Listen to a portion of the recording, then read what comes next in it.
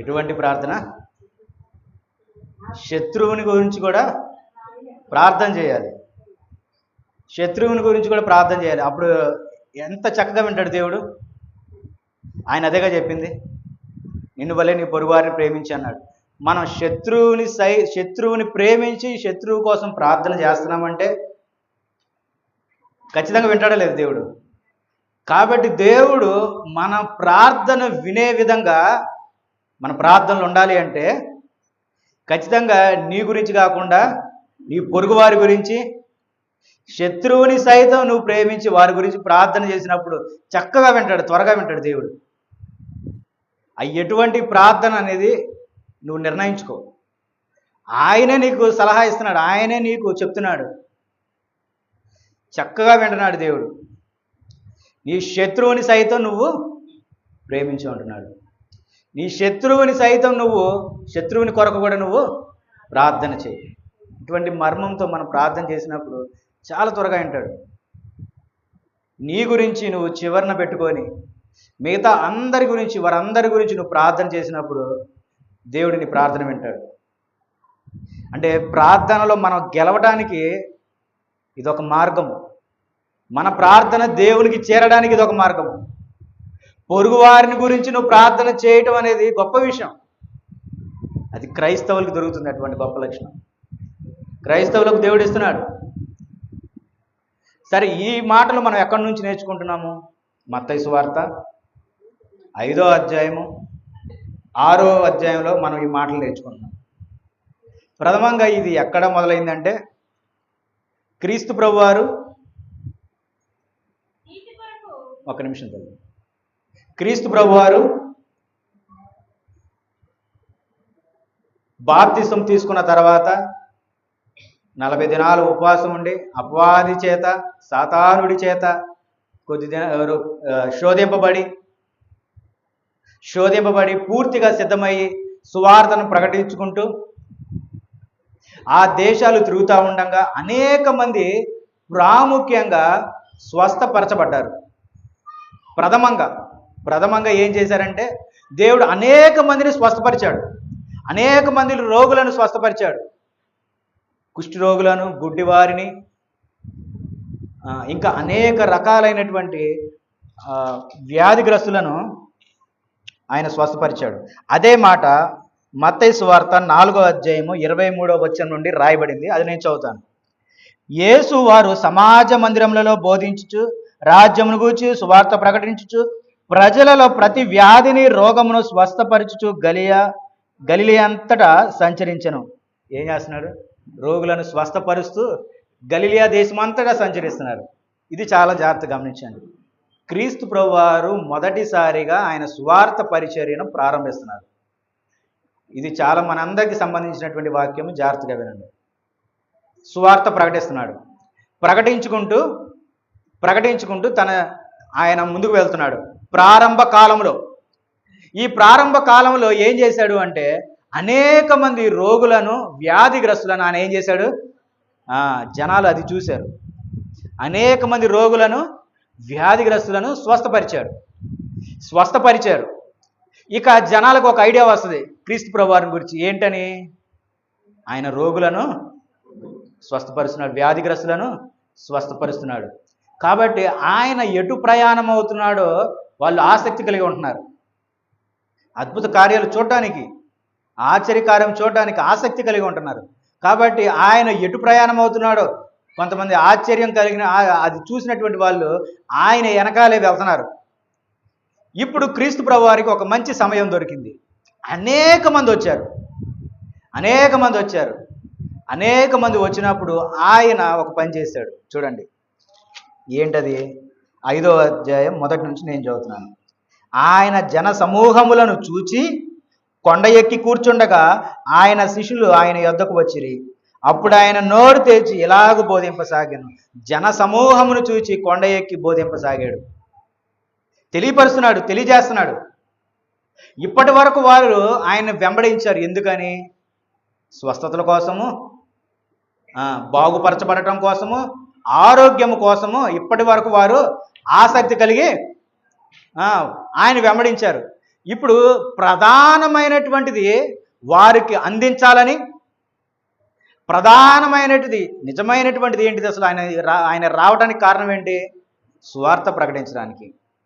కానీ అక్కడ చూసినప్పుడు వారి ఆసక్తి వారిని స్వస్థపరచడం మీద, రోగులను బాగు చేయడం మీద, అద్భుత కార్యములు చేయటం మీద, వీటి అందే దృష్టి ఉంచారు. కానీ ఆయన చెప్పే వాక్యమందు, ఆయన చెప్పే బోధ యందు దృష్టి ఉంచట్ల.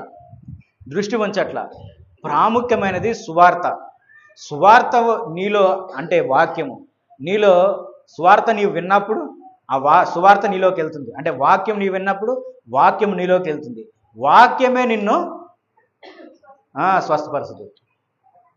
నీ వాక్యమే నిన్ను స్వస్థపరుస్తుంది, వాక్యమే నిన్ను బాగుపరుస్తుంది. కాబట్టి కానీ అక్కడ ఉన్నవారు జనసమూహము వాక్యం గురించి కాదు, కానీ దేవుడు స్వస్థపరుస్తాడు, దేవుడు బాగుపరుస్తాడు, వ్యాధి నుండి విడుదల చేస్తాడు అన్న ఆలోచన అక్కడ ఉన్న జనాంగం అంతా ఉంది. అందుకనే వారు తెల్లారి మరొకసారి ఈయన ఏం చేస్తాడు, ఎంతటి వారిని స్వస్థపరుస్తాడో, ఇతను ఎంత దూరం వెళ్తాడో, ఈయన చేసే కార్యములు ఏంటో అని చూడటానికి జనసమూహం మరలా వచ్చినప్పుడు ఆయన ఆ సమయంలో సువార్తను వారికి అందించాడు. అది ఎటువంటి సువార్త చూడండి, అది మనందరికీ అవసరమైనటువంటి సువార్త. ఆ రోజు కొండ మీద వారికి అవసరమైంది, ఈరోజు మనకి కూడా ఆ సువార్త అవసరమైనది. బాగా చదువుకోండి ప్రతి ఒక్కరు, మీ ఇళ్ళకు వెళ్ళాక మత్తయి సువార్త 5వ అధ్యాయము 6వ అధ్యాయం చదువుకోండి. అందులో నాకు ఇష్టమైనటువంటిది ప్రాముఖ్యమైనటువంటి మాట ఇదే 5వ అధ్యాయం చివరి వచనంలో రాయబడిన మాటలు. 5వ అధ్యాయం చివరి వచనంలో రాయబడినటువంటి మాటలు 43వ అధ్యాయం. మునుపు వినదే అయినప్పటికీ మరొకసారి దేవుని నామంలో వాటిని నేర్చుకుందాము. నీ పొరుగువాని ప్రేమించి నీ శత్రువును ద్వేషించమని చెప్పిన మాట మీరు విన్నారు కదా. ఏమంటున్నాడు? మీ పొరుగువారిని ప్రేమించి మీ శత్రువును ద్వేషించమని చెప్పబడిన మాట మీరు విన్నారు కదా. నేను మీతో చెప్పున్నదేమనగా, మీరు పరలోకమందున్న మీ తండ్రికి కుమారులై ఉండినట్లు మీ శత్రువులను ప్రేమించుడి. శత్రువుని ప్రేమిస్తే మీరు ఎవరు? దేవుని కుమారులు అవుతున్నారు. దేవునికి ఇష్టలై ఉండుట అసాధ్యం కాదు, సాధ్యమే. ఆయన వాక్యమును జాగ్రత్తగా నేర్చుకొని వాక్య ప్రకారం జీవించినప్పుడు మన దేవుని కుమారులు అవుతున్నాం అంటున్నాడు. కాబట్టి నీ శత్రువుని ప్రేమించు, అప్పుడు మనం ఏమవుతాం? దేవుని కుమారులు అనబడతాం. దేవుని కుమారులై ఉండినట్లు నీ శత్రువును ప్రేమించుడి. మిమ్మును హింసించి వారి కొరకు ప్రార్థన చేయుడి. క్రీస్తు ప్రభు వారు అదే చేశారు. తండ్రి వీరేమి చేయుచున్నారో వీరు ఎరుగరు. తండ్రి వీరు నా ముళ్ళ కిరీటం పెట్టారు, వీరిని నాశనం చేయి అన్నాడా? తండ్రి వీరు నన్ను కత్తితో పొడిచారు, వీరు నాశనం చేయి అన్నాడా? తండ్రి వీరు నా మీద ఉమ్ము వేశారు, నాశనం చేయి అన్నాడా? తండ్రి వీరు నా మీద ఎగతాళిగా మాట్లాడుతున్నారు, నా వస్త్రాలు చించేశారు, నా మీద అబద్ధ సాక్ష్యం పలుకుతున్నారు, కాబట్టి వీరిని నాశనం చేయి అన్నాడా? లేదు. ఎంత ప్రేమగా చెప్తున్నాడు చూడండి. తండ్రి వీరేమి చేయుచున్నారో వీరు ఎరుగురు, కాబట్టి వీరిని ఏం చేయాలి? క్షమించాలి. అలాగే క్రీస్తుని ధరించుకున్న మనం ఏం చేయాలి? ప్రేమించాలి. నీ శత్రువుని ప్రేమించాలి, నీ పొరుగువాన్ని నువ్వు ప్రేమించాలి, ద్వేషించకూడదు. వాడిని నువ్వేం చేయట్లేదు, కానీ నువ్వేం చేస్తున్నావు? నీ హృదయంలో ద్వేషించుకుంటున్నావు. నీ హృదయంలో వాడిని ద్వేషించుకుంటున్నావు. నీ పొరుగువారిని ప్రేమించాలి. చూడండి, మనము క్రీస్తు సంఘములో ఉన్నాము అంటే రక్షింపబడ్డామనే. క్రీస్తు సంఘములో ఉన్నామంటే రక్షింపబడ్డామనే. క్రీస్తును సంఘములో ఉండటం కంటే క్రీస్తుని పోలి నడవటంలోనే. క్రీస్తు సంఘంలో ఉంటే సరిపోదు, క్రీస్తుని పోలి నడవాలి. క్రీస్తు ప్రభువారిని పోలి నడవాలి. ప్రయత్నం చేయాలి. అందుకే మంచి పోరాడితే నా పరుగు కరముట్టించు, విశ్వాసము కాపాడుకుంటున్నాయి. నీ ధన్యతను నువ్వు కాపాడుకోలేకపోతున్నావు. లోకానుసారంగా మనం జీవించుకుంటూ నీ ధన్యతను కాపాడుకోలేకపోతున్నాం. దేవుడు ఎంత చక్కగా చెప్తున్నాడు. నీ శత్రువుని ప్రేమిస్తే నువ్వే నా కుమారుడివి, నేనే చెప్తున్నాను, నువ్వే నా కుమారుడివి, ఈ లోకాన్ని సృష్టించిన నేనే చెప్తున్నప్పుడు నీకేంటి ఇంకా ఆలోచన, నీకేంటి ఇంకా దిగులు? ఆయన అంటున్నాడు, ఈ పక్కన 10,000 మంది పడినా, ఇటుపక్క ఇంకో 10,000 పడినా ఏ అపాయము రానివ్వను. నీ మీద ఎంతమంది శత్రువులు వచ్చినా నీకు ఏ అపాయం నేను రానివ్వను. ఎంత నమ్మకంగా, ఎంత ధైర్యంగా దేవుడు క్రీస్తు ప్రభువు వారు మనకు ఆజ్ఞాపిస్తున్నప్పుడు ఇంకా మనకు ఎటువంటి ఏ ఆలోచన ఉంది? అందుకే శత్రువును సహితం నువ్వు ప్రేమించి వారి కొరకు ప్రార్థన చేయడం అంటున్నాడు. అబ్బా, బాగా జరిగింది. మొన్న ఆ రోజు నన్ను వీళ్ళు తిట్టారు, మొన్న ఆ రోజు నన్ను కోపడ్డారు, తిట్టారు, నా మీద అబద్ధం పలికారు. ఇట్లాగా మన జీవితాలు జరుగుతూ ఉంటాయి. కాబట్టి వారు ఆ స్థితిలో ఉండిపోవాలని మనం కోరుకోవాలా? చూడండి, క్రీస్తు వారి ప్రేమ అలాంటిది కాదు. చూడండి, ఆయనకు ఒక పేరు ఉంది. ఏంటది? కరుణామయుడు అంటున్నాడు. కరుణిస్తున్నాడు, క్షమిస్తున్నాడు ఆయన. మరి అటువంటి దేవుణ్ణి ప్రార్థించే నువ్వు క్షమించగలుగుతున్నావు? మరి క్షమాపణ లేకుండా ప్రార్థన చేస్తే దేవుడు అంగీకరిస్తున్నాడని ప్రార్థన? అందుకే అంటున్నాడు, ప్రభువా ప్రభువా ప్రభువా అని. నా లక్షణాలు లేకుండా నువ్వు ఎంత ప్రార్థన చేసినా వ్యర్థమే. నా లక్షణాలు లేకుండా నువ్వు ప్రేమించకుండా నీ పొరుగువారిని నువ్వు ప్రేమించకుండా, వాడిని ద్వేషించుకుంటూ నువ్వు నా సన్నిధికి నువ్వు ఎలా రాగలుగుతున్నావు? ఎందుకు వస్తున్నావు? ఎందుకు కూర్చుంటున్నావు? ఏమంటున్నాడు? నీ పొరుగువారిని నువ్వు ద్వేషిస్తే, బలులు అర్పించడానికి నువ్వు సంఘానికి వచ్చినప్పుడు నువ్వు అవన్నీ అక్కడ పెట్టేసి, నువ్వు తెచ్చిన కానుకలే కానీ, నువ్వు తెచ్చిన వస్త్రాలే కానీ, నువ్వు తెచ్చిన బంగారమే కానీ అన్నీ అక్కడ పడేసి ముందు వెళ్ళి నీ పొరుగువానితో సమాధానపడి అప్పుడు వచ్చి ఇక్కడ కూర్చుంటే అప్పుడు నీ ఆరాధన నేను స్వీకరిస్తా. లేకపోతే నీ ఆరాధన ఏమవుతుంది? వ్యర్థమవుతుంది నీ ఆరాధన. దేవునికి అంగీకారం కాదు. కాబట్టి దేవుని ఆరాధనకు వచ్చేటప్పుడు చక్కగా స్నానం చేసి బట్టలు వేసుకుని ఊరికే వచ్చేయడం కాదు. నా ప్రార్థన దేవుడు ఇనేత్నాళ్ళే అని అనుకుంటాం, కానీ వినడు. మన హృదయాల్లో గర్వము, మన హృదయాల్లో కోపము, ద్వేషము, కొవ్వు కంటే ఎక్కువగా పట్టినాయి. అవి పట్టడం వల్ల నువ్వు ఊరికే వచ్చేసి మనం ఇక్కడ కూర్చుంటున్నాం, కానీ జీవితాల్లో మనకు సమాధానం అనేది లేదు. జీవితాల్లో మనకు సమాధానం అనేది లేదు.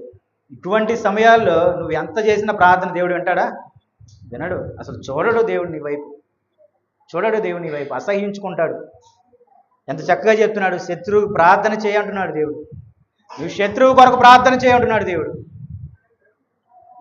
ఇటువంటి ఆలోచన నువ్వు కలిగి ఉండాలి. ఆయన చెడ్డవారి మీదను మంచివారి మీదను తన సూర్యుని ఉదయింపజేసి నీతిమంతుల మీదను అనీతిమంతుల మీదను వర్షం కురిపించుచున్నాడు. చెడ్డవారినైనా మంచివారినైనా దేవుడు ప్రేమిస్తున్నాడా? లేదంటే కొంతమందిని ఆయన సెలెక్ట్ చేసుకుని ప్రేమించాడా? అందరినీ ప్రేమిస్తున్నాడు. నన్ను ప్రేమిస్తున్నాడా? మిమ్మల్ని ప్రేమిస్తున్నాడు కదా. ఈ లోకంలో అన్యులను సైతం ఆయన ఏం చేస్తున్నాడు? ప్రేమిస్తున్నాడు. దేవుడు అందరినీ ప్రేమిస్తాడు, అందరికీ గొప్ప ధన్యత ఇస్తున్నాడు.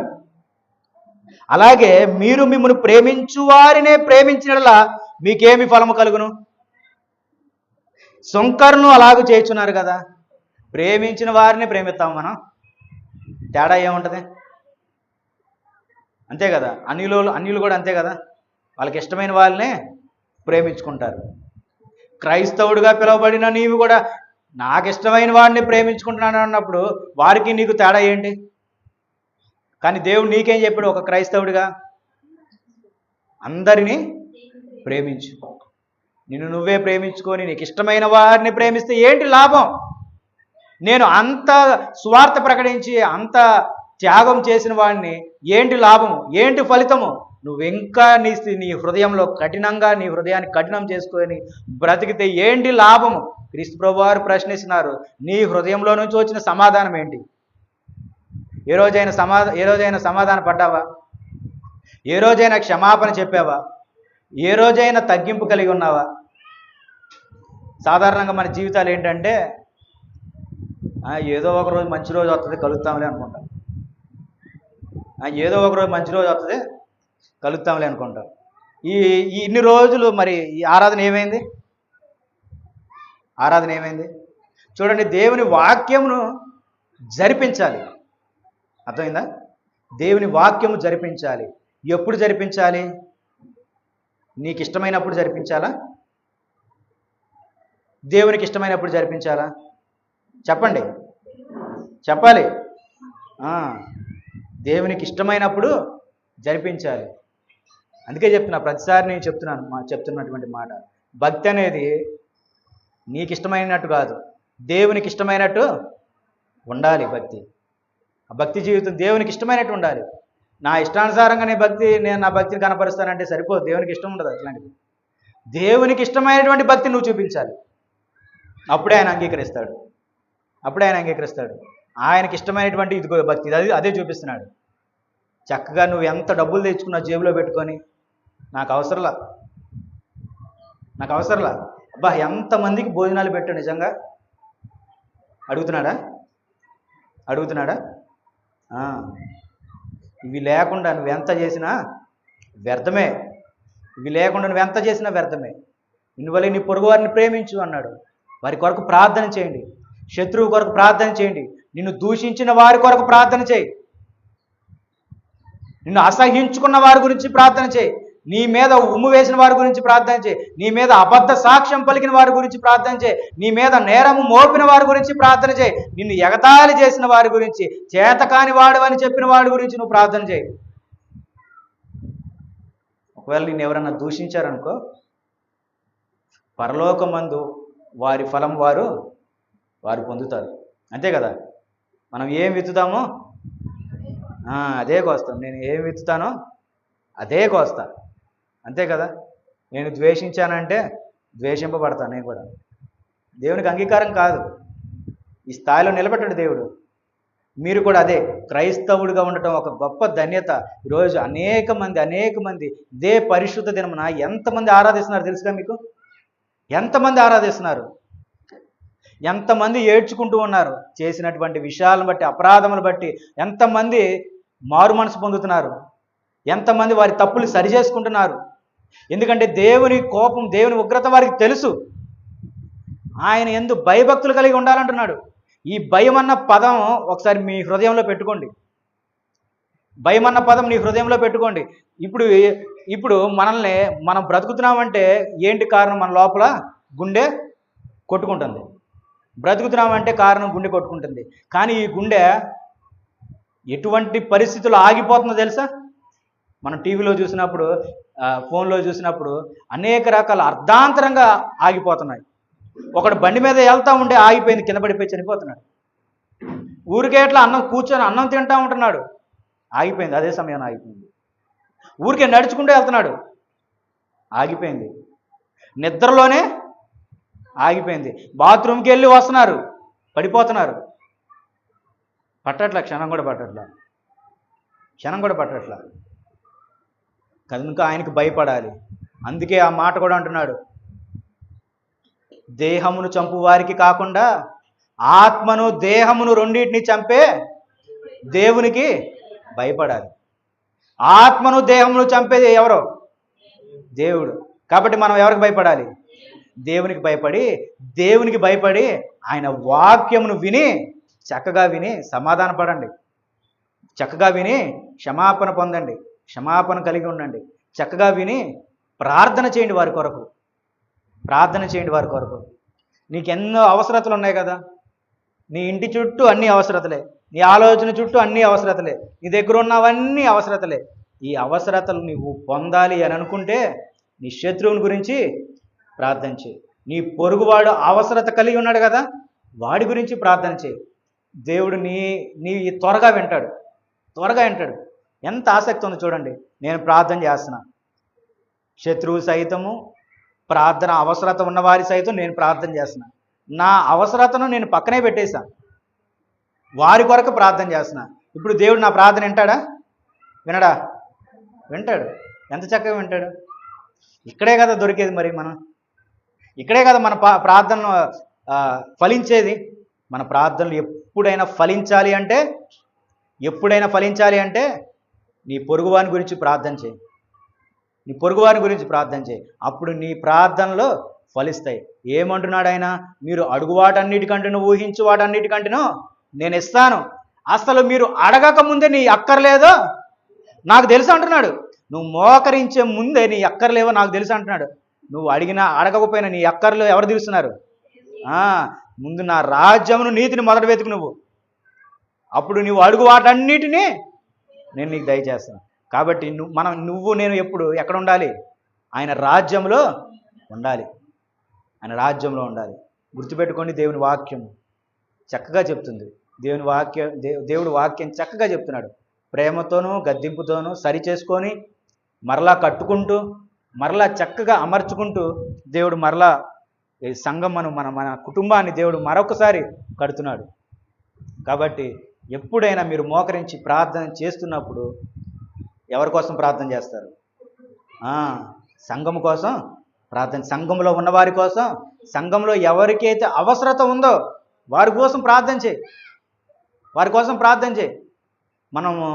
మనము గర్భఫలాల గురించి ఎప్పటి నుంచో ప్రార్థన చేస్తూ ఉంటున్నాం. 5 సంవత్సరాల నుంచి చేస్తున్నామా? అవి ఫలిస్తున్నప్పుడు ఎంత ఆనందంగా ఉంటుందో చూసారా? అవి ఫలిస్తున్నప్పుడు ఆనందంగా ఉంటుంది కదా. దేవుని కార్యం అబ్బా ఇలా చేస్తున్నాడు, ఎంత ఆనందం వస్తుందో. ఎదుటివారి కోసము ప్రార్థన చేస్తూ వారు ఆ విజయాన్ని పొందుకున్నప్పుడు, వారు ఆ కష్టం నుంచి బయటపడినప్పుడు, ఆ శోధన నుండి బయటపడినప్పుడు, అబ్బా మన ప్రార్థన కూడా ఇందులో ఉంది కదా, మన ప్రార్థన కూడా ఇందులో ఉంది కదా అని ఎంత సంతోషంగా ఉంటుంది. మీరు ఒక ప్రయత్నం చేయండి. నిజంగా చెప్తున్నాను, ప్రయత్నం చేయండి.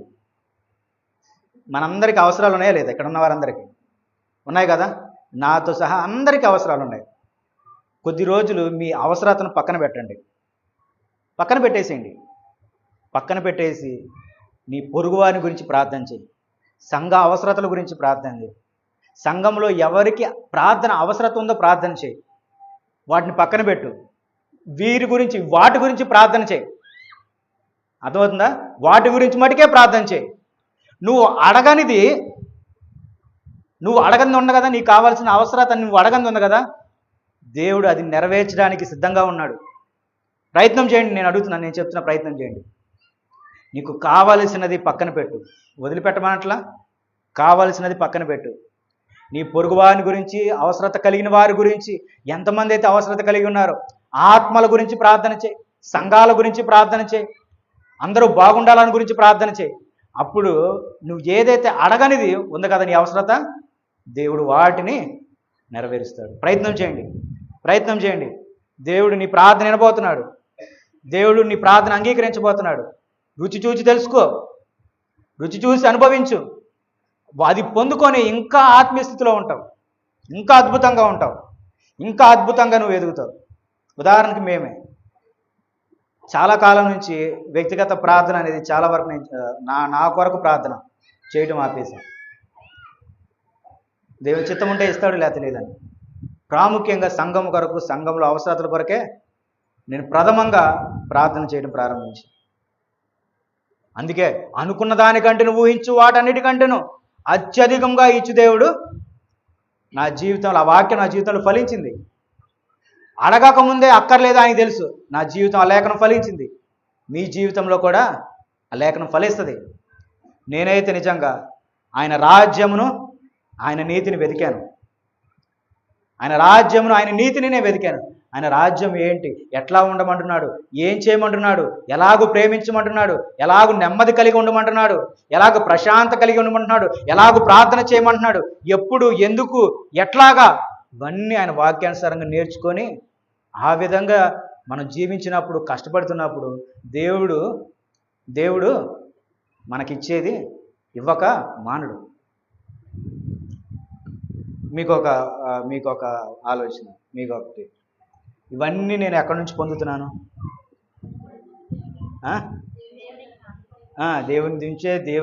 దేవుని నుంచే మనం పొందుతున్నాం. ఇవన్నీ నీ క్రియల వల్ల నువ్వు పొందుతావు. ఈరోజు నేను సంతోషము, నా కుటుంబం సంతోషము, ఒక మంచి స్థితిలో నిలబడ్డానంటే నా క్రియ ఏంటంటే కునికినిపాడు. ఆ కష్టం చూసి దేవుడు నన్ను ఆశీర్వదిస్తున్నాడు. ఆ కష్టం చూసి దేవుడు నన్ను ప్రేమిస్తున్నాడు. ఆ కష్టం చూసి దేవుడు నన్ను అడగకుండానే దేవుడు నాకు ఇస్తున్నాడు. అడగకుండానే ఆయన అన్నిటినీ నాకు సరి చేస్తున్నాడు. ఎంత జ్ఞానం ఇస్తున్నాడంటే, ఎంతటి ఆలోచన చేస్తున్నాడంటే నాకే ఆశ్చర్యం వేసింది. అంతటి జ్ఞానము, అంతటి ఆలోచన, అంతటి నడిపింపు దేవుడిస్తున్నాడు. కాబట్టి ప్రయత్నం చేయండి. నీ పొరుగు వారిని గురించి ప్రార్థన చేయడం మొదలుపెట్టండి. పొరుగు వారిని ప్రేమించి వారి కొరకు నిరంతరం ప్రార్థన చేయడం మొదలుపెట్టండి. కన్నీటి ప్రార్థన చేయండి. దేవా, వారు నీ బిడ్డల ప్రభువా, వారిని రక్షించు, వారిని కాపాడు. ఎంత చక్కగా వింటాడు దేవుడు. ఇదే మర్మము. దీనికంటే ఇంకా గొప్పది ఏమీ లేదు. నువ్వు ఈ అవసరత నువ్వు పొందుకోవాలంటే నువ్వు ఎవరి గురించి ప్రార్థన చేయాలి? నీ గురించా, పొరుగువాని గురించా? పొరుగువారిని గురించి చేసినప్పుడు నీ అవసరత నువ్వు దేవుని యొద్ద నుండి పొందుకుంటావు. ఇంకా ఏమంటున్నాడు? సుంకరులను అలాగూ చేయుచున్నారు కదా, మీ సహోదరులకు మాత్రము వందనం చేసిన యెడల మీరు ఎక్కువ చేయుచున్నదేమి? అన్యజనులను అలాగూ చేయుచున్నారు కదా. మీ పరలోకపు తండ్రి పరిపూర్ణుడు గనక మీరును పరిపూర్ణులుగా ఉండేదరు. నీ జీవితం పరిపూర్ణంగా ఉందా దేవుల్లో? లేదు, కొదువుగా ఉంది. నేను పరిపూర్ణుడని నేను చెప్పుకుంటే సరిపోద్దా? ఎవరు అంగీకరించాలి? దేవుడు అంగీకరించాలి. నేను పరిపూర్ణుడిగా ఉన్నాను అని నేను చెప్పుకుంటే సరిపోదు. దేవుడు అంగీకరించాలి. ఆలోచన చేయండి. చక్కటి వాక్యం దేవుడు మనకు అనుగ్రహిస్తున్నాడు. చక్కటి వాక్యం. ఇప్పుడు 6వ వచనంలో చాలా ప్రాముఖ్యమైనటువంటి మాటలు మనం చదువుకుందాం. 1వ వచనం నుండే చదువుకుందాం. మనుషులకు కనబడవలెనని వారి ఎదుట మీ నీతి కార్యము చేయకుండా జాగ్రత్త పడి, లేని ఎడల పరలోకమందున మీ తండ్రి యొద్ద మీరు ఫలము పొందుదురు. ఈ 6వ వచనంలో 2 మాటలు ఉంటాయి. 2 మాటలు 6వ వచనంలో. మొదటి మాట ఏంటంటే దాన్ని ఏమంటారంటే వేషధారణ వద్దంటున్నాడు. ఇదంతా ఎవరికి చెప్తున్నాడు? ఆ జనసమూహం వచ్చారు కదా, జనసమూహం కొండ మీద కూర్చున్నారు కదా, క్రీస్తు ప్రభువారు సువార్త ప్రారంభించారు కదా, వాళ్ళందరినీ సరిచేస్తున్నాడు. అద్భుత కార్యాలు, సూచక్రియలు కొద్దిసేపు పక్కన పెట్టాడు. రోగులను స్వస్థతపరచడం, బాగు చేయడం కొద్దిసేపు పక్కన పెట్టాడు. ఆయన చెప్పి సువార్త చెప్పడం ప్రారంభించాడు. కొండ ఎక్కిన వారు, ఆ జనసమూహం వచ్చిన వారికి సువార్త చెప్పడం ప్రారంభించాడు. ఏమంటున్నాడు? ఇప్పుడు మీరు నా వాక్యం విన్నారు, నా సువార్త విన్నారు, మీరు కూడా ప్రార్థన చేయడం ప్రారంభిస్తారు. కాబట్టి మీ ప్రార్థన వేషధారుల వలె ఉండద్దు. పొగడ్తల కోసం చేయొద్దు. మనుషులకు కనపడవలనని మీరు చేస్తున్నారు. జాగ్రత్త పడుడి, పరలోకమందు మీ తండ్రి చూస్తున్నాడు. మనుషుల మెప్పు కోసం మీరు తగతహలాడుతున్నారా? మనుషుల పేరు కోసం మీరు తగతహలాడుతున్నారా? మరలా చెప్తున్నాను, నేను చూస్తున్నాను అంటున్నాడు దేవుడు చూస్తున్నాడు లేదా? చెప్పాను, పోయిన వారం కూడా చెప్పాను. పైన ఆకాశం ఉందా లేదా? నీకుంది, నాకుంది. దేవుడికి ఉందా? పైనుంచి క్లియర్గా కనపడుతున్నాం మనం. ఇక్కడ కూర్చున్నాడు, ఎవరు వాక్యం అంటున్నారు? ఎవరు వినట్లేదు? ఎవరు చెప్తున్నారు? దేవుడు చూస్తున్నాడు. దేవుడు సమస్తం చూస్తున్నాడు. జాగ్రత్త పడుడి అంటున్నాడు. నేను ఎప్పుడు నీ కాలం ఎప్పుడు ముగించిపోతా నీకు తెలీదు. ఆయనే చెప్తున్నాడు, ఎవరు చెప్పట్లా. పాప కూర్చో. ఆయనే చెప్తున్నాడు, ప్రభు కిరణ్, నీ కాలం ఎప్పుడు ముగుతుందో నీకు తెలీదు. ఈ రోజు కనుక బ్రతుకుంటే ఈ రోజే నువ్వు బాగుపడు. ఎందుకంటే రేపు నా ఉగ్రత వచ్చిందనుకో నీ మీద, నువ్వు చనిపోతావు. నువ్వు మారకుండా చనిపోతే నీది వ్యర్థమైపోద్ది. నేను ఈ మాట నీకు ఎందుకు చెప్తున్నానంటే, నువ్వు నన్ను నమ్మి నా సంఘంలో కూర్చున్నావు కదా, అందుకే నేను ఈ మాట చెప్తున్నాను. నన్ను నమ్మే నా సంఘంలో కూర్చున్నావు కదా, అందుకే నేను గద్దిస్తున్నా. సరి చేసుకో. ఎందుకంటే రేపే రాబోతుంది, ఎల్లుండి రాబోతుంది, లేదా అవసరం ఎల్లుండి రాబోతుంది. అందుకే నువ్వేం చేస్తున్నావు? ఏం చేయాలి? సరి చేసుకో. చూడు, నువ్వు వేషధారణ చేస్తున్నావయ్యా, తగ్గించుకో. మనుషులకు కనపడాలని చేస్తున్నావు, వాటిని సరి చేసుకొని జాగ్రత్తగా నువ్వు నా సన్నిధిలో ఉండు. నీ దృష్టి అంతా నేను చూడాలనే ఉంచుకో, మనుషుడు చూడాలని కాదు. నీ ఆలోచన అంతా అసలు నువ్వు నన్ను మహింపపరచు. మనుషుడితో నీకేంటి పని? మనుషుడితో నీకేంటి పని? నువ్వు నన్ను మహింపరచు. అందుకే అంటున్నాడు, రహస్యమందున్న నీ తండ్రికి నువ్వు ప్రార్థన చేయి. రహస్యమందున్న నీ తండ్రికి నువ్వు ప్రార్థన చేయి. రహస్యమందున్న నీ తండ్రి నీ ప్రార్థన వింటున్నాడు. జాగ్రత్త పడుడి, మనుషులకు కనపడవలెనని వారి ఎదుట మీ నీతి కార్యము చేయకుండా జాగ్రత్త పడుడి. లేని ఎడల పరలోకమందున్న మీ తండ్రి వద్ద మీరు ఫలము పొందుదురు. కావున నీవు ధర్మము చేయనప్పుడు మనుషుల వలన ఘనత నొందవలెనని వేషధారులు సమాజ మందిరంలోను వీధుల్లోనూ చేయులాగున నీ ముందర బోర ఊదింపవద్దు. వారు తమ ఫలము పొంది ఉన్నారని నిశ్చయముగా మీతో చెప్పుచున్నాను. ధర్మం చేసేటప్పుడు మనుషులకు కనపడాలని చెయ్యొద్దు. నేను ఒకడు 10,000 ఇచ్చాడంటే నేను 1,00,000 ఇచ్చానంటాడు ఇంకొక ఆయన. అబ్బో 1,00,000 ఇచ్చాడంటే వీడు పెద్ద జమీందార్ అని అనుకోవాలా జనాలు? జమీందార్ అని అనుకోవాలా? చూడండి ఏమంటున్నాడు, నువ్వు కుడి చేత్తో వేసిన కానుక ఎవరికి తెలియకూడదు. కుడి చేత్తో వేసిన కానుక ఎడమ చేతికి తెలియకూడదు అంటున్నాడు. అంటే ఎంత వేసావో తెలియకూడదు. చూడండి, మీరు ఎప్పుడు కానుక తెచ్చినా దాన్ని ఇక్కడే వేయండి. నేను మరలా మీకు అదే చెప్పాను. ప్రత్యేకమైన కానుక తెస్తారు, తీసుకొచ్చి అందులో నీకు తెలియకూడదు, నాకు తెలియకూడదు. ఎవరికి తెలియాలి? దేవునికి తెలియాలి. ఇచ్చేది ఎవరికి తెలియాలి? దేవునికి తెలియాలి. కానీ మనం ఆలోచన చేసుకుంటాం, దశంభాగం మన మైండ్లో పడిపోయింది. దశంభాగం, ఈ దశంభాగం ఇస్తే చాలనుకుంటాం. ఇంకా అంతకంటే తక్కువ. నువ్వు కుడి చేత్తో వేసేది ఎడమ చేత్తో తెలియదు అన్నప్పుడు నువ్వేమో ఏడే లెక్క పెట్టుకుంటా కూర్చుంటావు. 50 రూపాయలు తెస్తావు, అందులో చిల్లర మార్చమంటావు. మళ్ళీ 50 రూపాయలు వేసి 50 చిల్లర అంటావు. 20 రూపాయలు వేసి 30 రూపాయలు తీసేసుకుంటావు. ఎక్కడ ఫలిస్తున్నావు నువ్వు? ఎలా తెలుస్తుంది నీకు? ఎలా తెలుస్తుంది? ఆలోచన చేయండి. దేవుని వాక్యమును జరిపించండి దయచేసి. దేవుని వాక్యమును నెరవేర్చుకోండి మీ జీవితాల్లో నెరవేర్చుకోండి. అప్పుడే మీ జీవితాలు మారుతాయి, అత్యధికమైనటువంటి స్థితిలో ఉంటాయి. మీరు కేవలం వినువారు మాత్రమై ఉన్నారు కానీ ఆచరించువారుగా ఉండట్లా. అదే లోపం. కేవలం వినువారు మాత్రమే ఉన్నారు కానీ ఆచరించేవారుగా లేరు. ఆచరిస్తే ఎంత బాగుంటుంది? ఆచరించండి, ప్రయత్నం చేయండి, ఆచరించడానికి ప్రయత్నం చేయండి. ఇంకా ఏమంటున్నాడు, నీవైతే ధర్మం చేయనప్పుడు నీ ధర్మం రహస్యముగా నుండి నిమిత్తము నీ కుడి చేయి చేయనిది నీ ఎడమ చేతికి తెలియకుండవలెను. అట్లయితే రహస్యమందు చూచు నీ తండ్రి నీకు ప్రతిఫలం ఇచ్చును. కుడి చేతితో వేసింది ఎడమ చేతికి తెలియకూడదు. ఇంత వేస్తున్నా అని తెలియకూడదు. రహస్యము, నువ్వు ఎంత రహస్యంగా వేసావు, రహస్యమందు చూచు నీ తండ్రి చూస్తున్నాడు. రహస్యమందు చూచు నీ తండ్రి. అసలు ఎంత ఆశ్చర్యంగా ఉందో చూడండి. నేను ఎంత వేస్తున్నాను నాకు తెలియట్లా. నేను ఎంత వేస్తున్నా, నా చేతిలో ఇప్పుడు ఎంత ఉందో తెలియట్లా. కానీ రహస్యమందు చూచి ఈ గుప్పెట్లో ఉన్న డబ్బును ఎంత ఉందో ఎవరు చెప్తున్నారు? ఎంత వేసావు ఎవరు చెప్తున్నారు?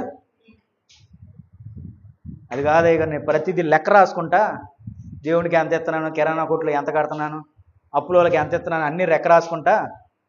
లెక్క లేకపోతే ఎట్లా అనుకుంటావా? లెక్క ఉండాలి కదా, లెక్క లేకపోతే ఎట్లా అనుకుంటావా? ఆలోచన చేయండి. దేవుడు ఇటువంటిది కోరుకుంటున్నాడు. చక్కగా అసలు 5వ అధ్యాయము 6వ అధ్యాయము చదువుకోండి. 5వ అధ్యాయం 6వ అధ్యాయం. ఇంకా ఏమంటున్నాడు? వేషధారుల వలె ఉండద్దు అంటున్నాడు. వేషధారుల వలె ప్రార్థన చేయొద్దు అంటున్నాడు. వేషధారుల వలె నేను ఉపవాసం చేస్తున్నాను అన్నట్టు నీకు ముఖమంతా వికారం పెట్టుకొని ఉండద్దు అంటున్నాడు. అబ్బు వీడు పొద్దు నుంచి ఉపవాసం ఉండాలని ఏంట్రా నీరసంగా ఉన్నాడు? ఉపవాసం ఉన్నాను అందుకే నీరసం అవుతున్నాను. ఎవరు చెప్పమన్నాడు? ఎవరు చెప్పమంటున్నారా? నీ ఉపవాసం అనేది నీకు దేవునికి తెలియాలి. ఒకవేళ వాళ్ళు అనుకున్నారు, నువ్వు చెప్పాలా? ఏలాడబడతావు, ఎందుకు ఏలాడబడుతున్నావు అంటే నేను ఉపవాసం ఉన్నా అందుకే నేను నీరసంగా ఉన్నా. ఇప్పుడు ఎదుటోడు వెంటనే ఈ ఉపవాసం ఉండి దేవుని సంపాదించేద్దామని ఏమవుతుంది? నీకు ఉపవాసం వ్యర్థమవుతుంది. మనుషులకు మెప్పు కోసము నువ్వు ఉపవాసం ఉంటున్నావు. మనుషుడి మెప్పు కోసం, మనుషుడు నిన్ను వీడు బాగా భక్తిపరుడు అని అనుకోవాలని నువ్వు ఉపవాసం ఉంటున్నావు. వారు ఒకవేళ తెలుసుకుంటే తెలుసుకోనండి. చెప్పాల్సిన అవసరం నీకుందా? లేదు. కాబట్టి మనుషులకు కనబడాలని నీ ముఖం అంతా వికారంగా పెట్టుకొని వేషధారుల వలె మీరు ఉండొద్దు. మీ ఫలితం మీరు పొందుతారు, మరలా మీరు దానికి అనుభవిస్తారు. దేవుడు ఖండిస్తున్నాడు. ఇదే అధ్యాయంలో మరొక మాట ఏమంటున్నాడు? లోకమునైనను లోకములో ఉన్న వాటినైనను ప్రేమించొద్దు అంటున్నాడు. లోకంలో నేను ఏమి సంపాదించుకోవాలన్న ధ్యాస నీకొద్దు. లోకంలో ఏమి సంపాదించుకోవాలన్న ధ్యాస నీకొద్దు. ఆకాశ పక్షులను చూడుడి, అవి వెత్తవు, కోయవు, కొట్లలో దాచుకొనవు, అయినా వాటికి దేవుడు సమృద్ధిగా ఆహారం ఇస్తున్నాడు కదా. మీరు వాటికంటే శ్రేష్ఠులు కారా? నేను ఇస్తాను కాబట్టి ఏమి తిందుము, ఏమి త్రాగుదుము, ఏ రీతిగా సుఖిద్దాము, ఏమి దాచుకుందాము, ఏమి ధరించుకుందాము అన్న ఆలోచన దేనికి నీకు? ముందు నా రాజ్యమును నీతిని మొదట వెతుకు. అవన్నీ నీకు ఇవ్వాలని నాకు తెలుసు కదా. నిన్ను సృష్టించిన వాడిని నాకు తెలీదా? నిన్ను ఏర్పరిచినటువంటి వాడిని నాకు తెలీదా?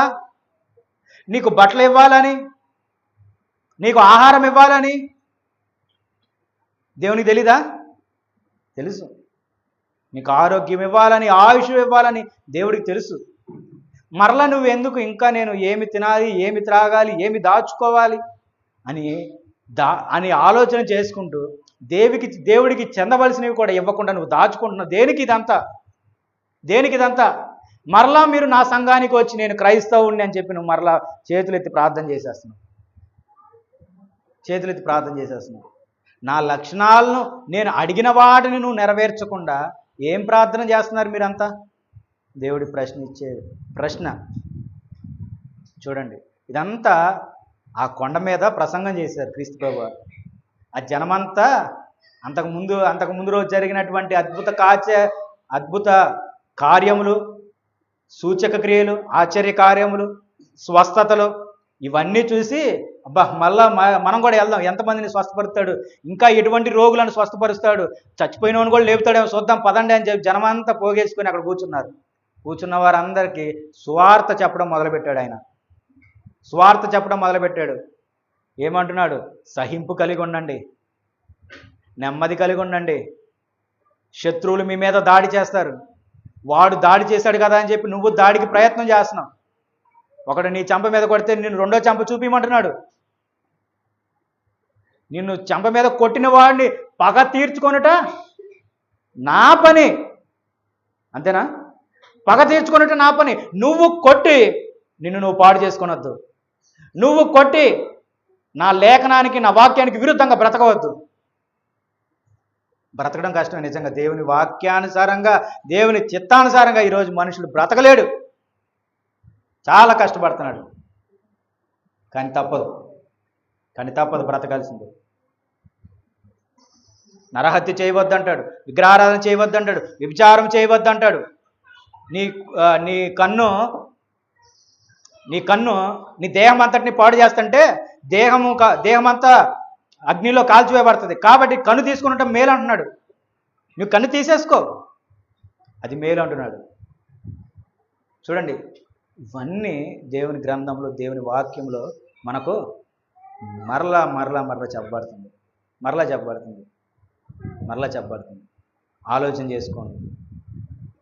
ఆలోచన చేసుకోండి.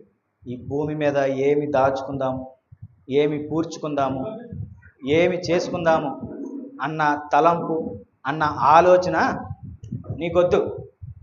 ఏమి దాచుకుందాం? దేవుని నీతిని, దేవుని రాజ్యమును వెతకండి. దేవుని నీతిని, దేవుని రాజ్యమును వెతకండి. ఎంతమంది ప్రార్థన చేస్తారు ఈరోజు నుంచి? చేయొద్దండి అందరూ. నామోషియా? అంగీకారంగా ఉండండి దేవుని సంఘాలు. ఓకేనా? ఎవరి గురించి ప్రార్థన చేస్తారు? పొరుగువాని గురించి, శత్రువు గురించి దేవుని ఆలోచన ప్రయత్నం చేయండి, ఫలిస్తుంది. Very good. చేసేటోళ్ళు ఉన్నారు నిజంగా. అవి పొందిన వాళ్ళు కూడా ఉన్నారు, వాటిని పొందిన వాళ్ళు కూడా ఉన్నారు. నువ్వు అన్ని లోకమంతా తిరిగి మరలా నువ్వు చెప్పినట్టు చేశాను అయ్యగారు, రాలేదంటే నేను ఏమీ చేయలేదు. నువ్వు లోకాన్ని విడిచిపెట్టు. నువ్వు లోకాన్ని విడిచిపెట్టి నేను చెప్పిన రీతికి ప్రార్థన చేస్తే అవి ఫలిస్తాయి. ఫలించడానికి ప్రయత్నం చేయండి. ప్రార్థనలో ఏకీభవించండి.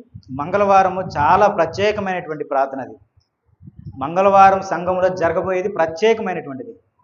అందులో ఏకీభవించండి. అందులో మన గురించి కంటే సంఘం గురించి, సంఘంలో అవసరతల గురించి ప్రార్థిస్తున్నాం మనం. మన గురించి కంటే, నా గురించి కంటే, మన వ్యక్తిగత గురించి కంటే సంఘం గురించి, సంఘంలో అవసరత గురించి ప్రార్థిస్తున్నాం. అందులో ఏకీభవించండి. గురువారము క్రీస్తు ప్రభు వారి సువార్తను మనము నేర్చుకుంటున్నాం బైబిల్ క్లాస్గా. శుక్రవారం గృహ సందర్శనం, మరలా శనివారం స్త్రీల కూడిక. ప్రతీది ఆయన నీతిని, ఆయన రాజ్యమును మీరు వెంబడించాలి అంటే సంఘంలో జరగబోయే కార్యక్రమంలో పాల్గొనండి, ఆసక్తి కలిగి ఉండండి. పనికి వెళ్ళొస్తున్నారు కాబట్టి కొంచెం బలహీనత ఉంటుంది. పనికి వెళ్ళకపోతే సంఘానికే రండి. ఇంకొక పని లేదనుకోండి, పనికి వెళ్ళకపోతే సంఘానికే రండి. ఒకవేళ వెళ్ళిన వాళ్ళు మైకు వస్తుంది కదా, చక్కగా వినండి, మైకు ద్వారా వినండి. ఇంట్లో కూర్చొని చక్కగా వింటా ఉండండి. కాబట్టి ఆలోచన చేయండి. మరొకసారి మీరు ఇంటికి వెళ్ళాక ఏం చేస్తారంటే ఈ మత్తయి సువార్త 5వ అధ్యాయం 6వ అధ్యాయం చదవండి. చక్కగా దేవుడు మీతో మాట్లాడతాడు. ఈ వాక్యమును బట్టి మీరు అందరూ ఫలించాలి. ఈ వాక్యమును బట్టి మరలా మీరు ఫలించాలి. ఆత్మీయంగా ఎదగాలని కోరుకుంటూ వాక్యం విన్న మీ అందరికీ క్రీస్తు ప్రభువు వారి నామమున వందనాలు తెలియజేస్తున్నాను.